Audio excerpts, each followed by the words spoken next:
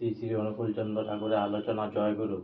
প্রশ্ন: মনুসংহিতায় আছে নিষেকাদি শ্মশান ক্রিয়া পর্যন্ত সমস্ত যাদের মন্ত্রপুত আজ শ্রী শ্রী অনুকূলচন্দ্র ঠাকুরের আলোচনা। প্রশ্ন: গর্ভাধান প্রমুখ উভয় নয়নাদি সংস্কার দ্বারা বীজগত এবং গর্ভপাত জন্য পাপ হইতে আর্যদি জগন মুক্ত হন, ইহার তাৎপর্য কি?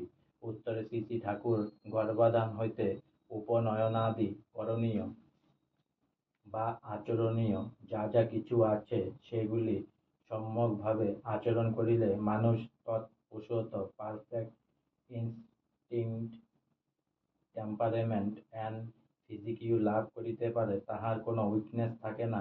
তাই সে নর্মাল বিইং এ থাকিয়া হায়ার বিকামিং এর জন্য অবাধে অ্যাটেম্প করিতে পারে। আর সেই জন্যই ঐ করণীয়গুলি করিলে আর্যদিজগণ বীজগত ও গর্ভগত বা পেনান্টেল পাপ বা ডিফেক্ট হইতে মুক্ত হন বলা হইয়াছে। আজকে আমার শ্রী শ্রী অনুকূলচন্দ্র ঠাকুরের আলোচনা এখানেই সমাপ্ত হলো।